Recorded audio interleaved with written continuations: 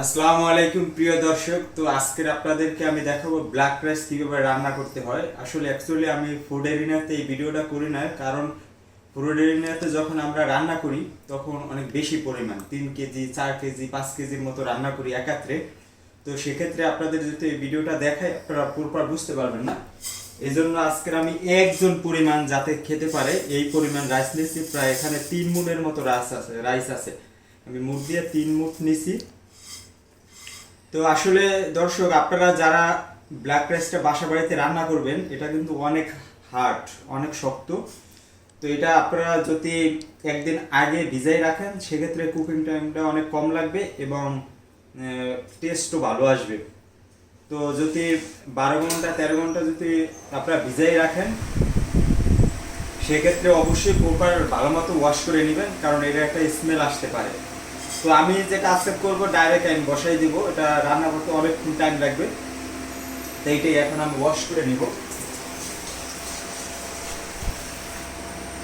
তো প্রিয় দর্শক, আপনারা দেখেন এই যে আমি এখানে 3 মুঠের মতো রাইস কিন্তু পানি দিছি, দেখেন এই পরিমাণ পানি দিছি। কারণ যেহেতু আমি এটা ভিজাই রাখি নাই সেক্ষেত্রে একটু পানিটা বেশি লাগবে। আর এখন আমি এটা চুলার ভিতরে দিয়ে দেবো, কোনো লবণ টবণ কোনো কিছুই দিব না। এটা যখন একটু সেদ্ধ হয়ে যাবে তখন আমি সব কিছু দিব। এখানে আমি কোকোনাট অয়েল দিব, আর ঘি দিব, আর পিঙ্ক সল্ট দিব।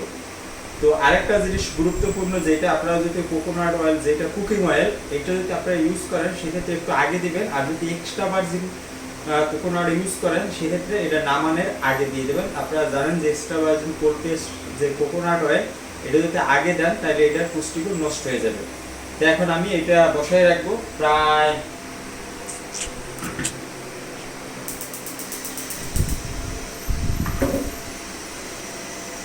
তো এই আমার এখন বসানোর কাজ শেষ। তো এটা এখন জ্বলতে থাকবে প্রায় 15 থেকে 20 মিনিটের মতো। এটা টকবক করে ফুটতে থাকবে। এরপর যখন ওটা হয়ে যাবে তখন আমি আবার যেটা করবো এটাই পরবর্তীতে আবার শেয়ার করব। তো এখন আমি ভিডিওটা এখন অফ করে রাখবো। এটা প্রায় 20 থেকে 25 মিনিটের মতো জ্বলবে। এরপর আমি কি কি দেই সব কিছু ইউজ করবো, সব যা যা ইউজ করি সব কিছু আপনাদের সাথে শেয়ার করবো। এখন এটা আমার লাস্টে বসে রাখছি একটু কাছে না।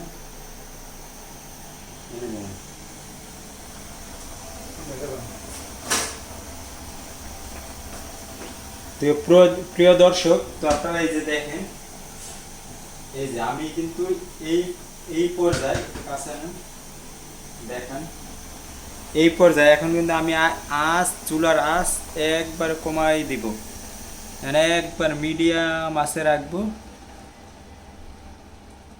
একবার মিডিয়াম আছে, এখন প্রায় 4-5 মিনিটের মতো রাখবো। এই যে দেখেন, এখন কিন্তু আমি এখানে এখন পর্যন্ত লবণ, কোকোনাট অয়েল, ঘি কোনো কিছুই দেই নাই।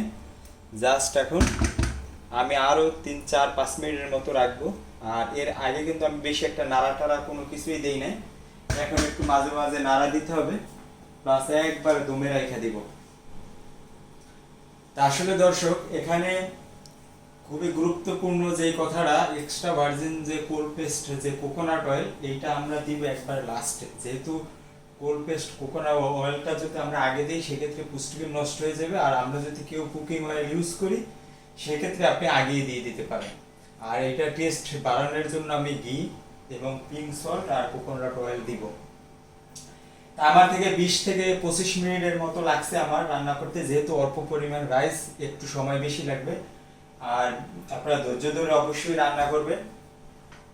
আর একটা জিনিস যেটা আজকের হয়তো আপনারা যারা স্যারের লাইভ দেখেন বা আমাদেরই দেখেন, এরা বুঝতে পারবেন যে আপনারা আমাদের কিন্তু বিশেষ করে আমাদের সম্মানিত যে চেয়ারম্যান স্যার, ওনারা নিয়ে কিন্তু বিশেষ যে চক্রান্ত চলতেছে। তা আসলে ডায়াবেটিক্স এমন একটা রোগ, এটা আমার হয়েছে, আমি হারে হারে টের পাইতেছি। ঠিক আছে, যে ডায়াবেটিক্স কেমন। অ্যাকচুয়ালি আমার কত, যখন 25 থেকে 26 এজ তখন আমার ডায়াবেটিক্স ধরা পড়ে। তো আমি বারডেমে 3 মাসের মতো ওষুধ খাইছিলাম। তো এরপর আমার একটা দুইটা প্রায় 6টার মতো ওষুধ খাইছি, ইনসুলিন নিছি, তারপরও কিন্তু আমি সুস্থ ছিলাম না। তো এরপরে ইনশাল্লাহ স্যারের ফলো করছি, ফলো করার পর থেকে আমি মেনটেনিং আসি। তো এখন ইনশাআল্লাহ সুস্থ আছি। তা আপনারা যারা স্যারের ফলো করছেন, সুস্থ আসেন, অবশ্যই আপনাদের প্রতিবাদ করতেই হবে। প্রতিবাদ করা ছাড়া একটা প্রতিষ্ঠান সত্যের উপরে দাঁড়াই আছে, কিন্তু এর বিভিন্ন রকমের চক্রান্ত চলতেছে।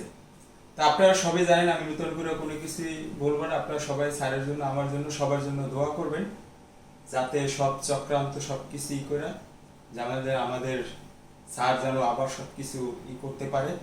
আর এই যে আর ফর স্যারের বিভিন্ন পেজ আছে, বিভিন্ন এগুলো আপনাদের আসলে একটু বুদ্ধিমান না হইলে হইবে না। আপনারা অবশ্যই সব কিছু জেনে বুঝে তারপর। এখন দেখেন এই যে লাস্টের দিকে আমি একবার মিডিয়াম আসছিল, তো এখন আমি এই পর্যায়ে চুলাটা বন্ধ করে দিব। দেখেন রাইস, আমার স্টিকে রাইস, কত সুন্দর রাইস হয়েছে। তো এখন আমি যেইটা অ্যাড করব, এই যে দেখেন এক্সট্রা ভার্জিন যে কোল্ড প্রেসড যে কোকোনাট অয়েল, এইটা আমি দিয়ে দেব। এইটা এই যে আসলে এইটা হচ্ছে গুড ফ্যাট, আর এইটা রাইসের ভিতরে দিলে রাইস এই আপনার যে হজম শক্তি, গ্লাইসেমিক ইনডেক্স কম। যখনই আমি কার্বোহাইড্রেটের সাথে এই যে তেলটা দিব, তখন আমার হজম, এটা গুড ফাইবার আছে। আর এখানে আমি অল্প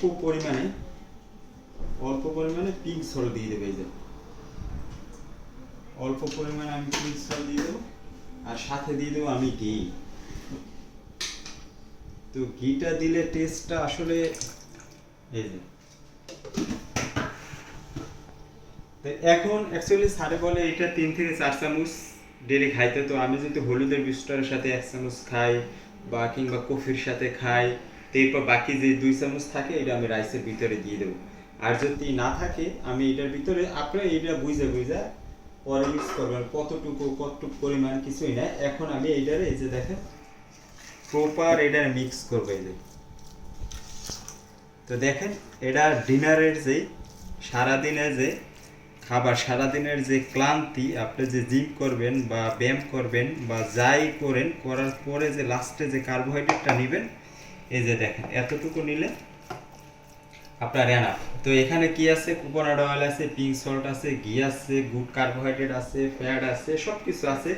আপনি এর সাথে মাছ নিতে পারেন, মাংস নিতে পারেন, ডিম নিতে পারেন, সবজি নিতে পারেন। আর সাদা ভাত পরিবর্তে এই ব্ল্যাক চালটা নেবেন। তো আসলে এর আগেও বলছি, তো অবশ্যই সবাই ফলো দেবেন। ভালো থাকবেন, সুস্থ থাকবেন। আল্লাহ হাফেজ, দেখা হবে আবার নতুন কোনো রেসিপি নিয়ে। Bye bye.